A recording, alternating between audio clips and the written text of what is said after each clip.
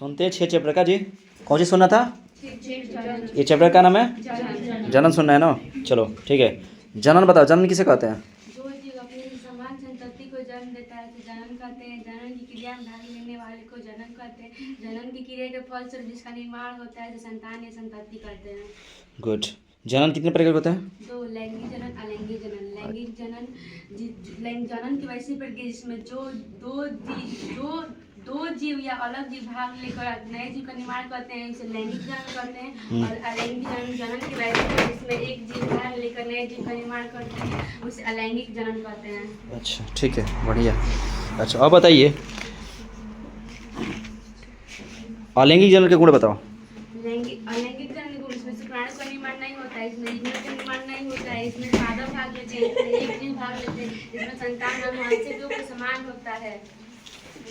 ठीक। एक खर कहीं गिरा है, उठा के रख दो उसको, रख दो उसको उठा के। कितना हस्ती हो रहे ये मतलब के। अच्छा बताओ विखंडन क्या है? विखंडन की वजह से जीव एक रूप में अलग हो जाते हैं जिसे विखंडन कहते हैं। ठीक है चलो अब बताओ। क्या सर? चुप।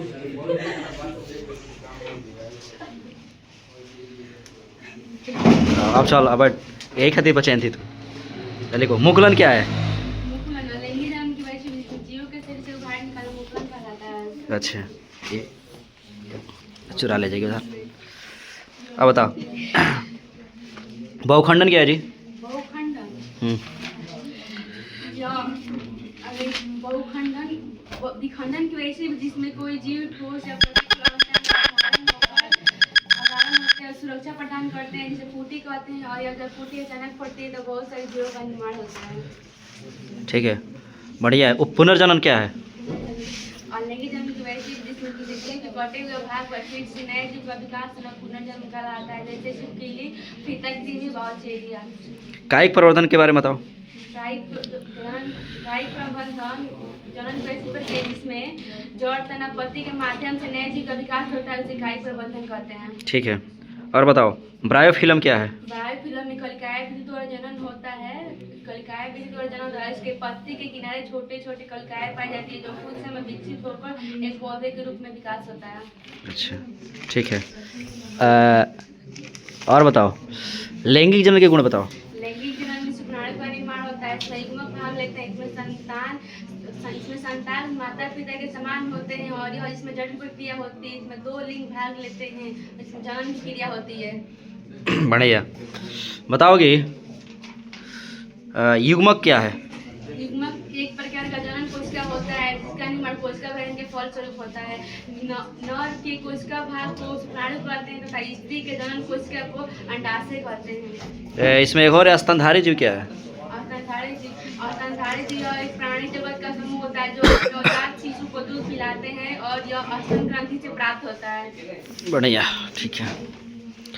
शुक्राणु और अंडाशु में अंतर बता दो। शुक्राणु का आकार छोटा होता है, अंडाशु का आकार बड़ा होता है। शुक्राणु को बनने में कम समय लगता है, अंडाशु को बनने में ज्यादा समय लगता है। शुक्राणु का निर्माण विदेशन में होता है और अंडाशय का निर्माण अंडाशु में होता है। शुक्राणु चलनशील होता है और अंडाशय स्थिर होता है। बहुत सुंदर। चलो एक क्वेश्चन है भी ऐसा थी युग्मक या जाइगोट किसे कहते हैं? युग्मक नर युग्मक तथा मादा युग्मक के मिलने के पश्चात जिसका निर्माण होता है उसे जाइगोट कहते हैं। ठीक है। संलयन क्या है? संलयन नर युग्मक तथा मादा युग्मक के मिलने की क्रिया को संलयन कहते हैं। अच्छा एक और क्वेश्चन है कि निषेचन किसे कहते हैं? ये कितने प्रकार के चरणों में होता है? निषेचन नर युग्मक तथा मादा युग्मक के संलयन को निषेचन कहते हैं। निषेचन का अर्थ होता है गर्भधारण। यह दो चरणों में संपन्न होता है, अंतः निषेचन और बाह्य निषेचन। अंतः निषेचन निषेचन की वैसी प्रक्रिया जिसे नर एवं मादा युग्मक मादा शरीर के अंतः हो उसे अंतः निषेचन कहते हैं, जिसे मानव स्तनधारी जीव। और बाह्य निषेचन निषेचन की वैसी प्रक्रिया जिसमें नर युग्मक तथा मादा युग्मक का संलयन मादा शरीर के बाहर हो उसे बाह्य निषेचन कहते हैं। ठीक है बढ़िया। एकलिंगी क्या है? एकलिंगी जीव क्या है? वैसे जीव जिनमें नर एवं मादा स्पष्ट रूप से अलग अलग होते हैं उसे एकलिंगी जीव कहते हैं, जैसे पपीता, बंदर, मनुष्य। द्विलिंगी के बारे में बताओ।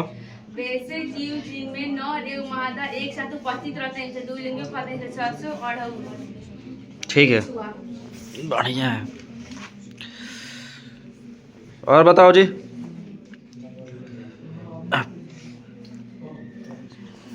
ज्यांग या स्त्री केसर के बारे में बताओ।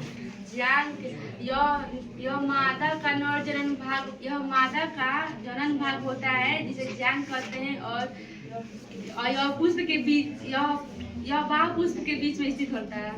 बढ़िया, ठीक है। चलो एक बात बताओ, यहाँ पे प्रांगण क्या है? प्रांगण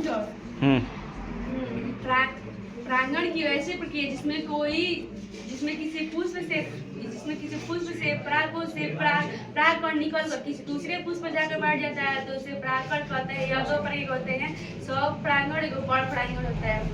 स्वपरागण जब किसी पुष्प से परागकण निकल कर उसी पुष्प पर आकर बैठ जाते हैं तो उसे स्वपरागण कहते हैं।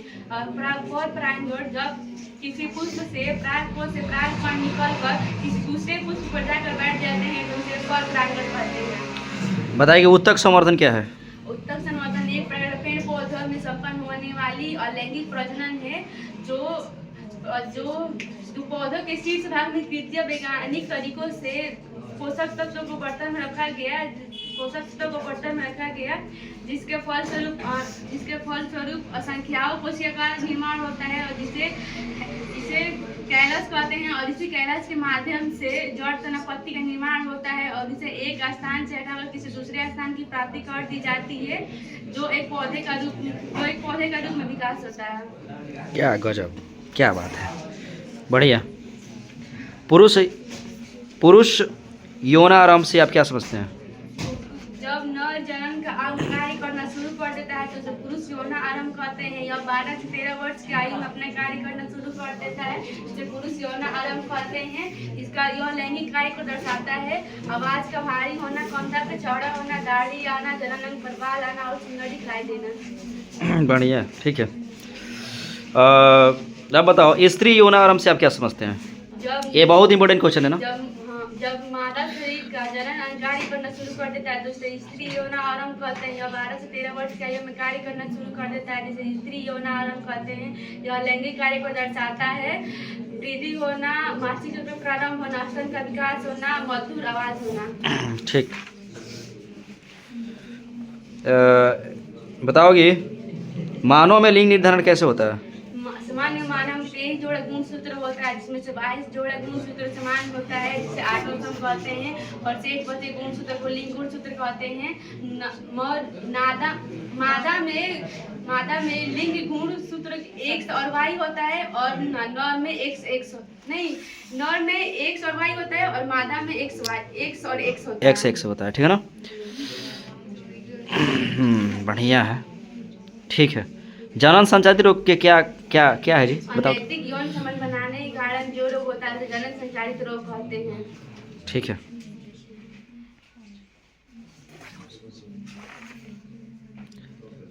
एक लास्ट क्वेश्चन है, जनसंख्या नियंत्रण क्या है? जनसंख्या नियंत्रण मनुष्य के जनन क्षमता के कारण असीमित जनसंख्या बढ़ने लगी है। भारत जैसे विकासशील देश जनसंख्या का विकराल रूप धारण कर चुकी है। ऐसे मनुष्य के संसाधन नहीं बल्कि प्राकृतिक संसाधन भी धीरे धीरे समाप्त होते जा रहे हैं। इसलिए जनन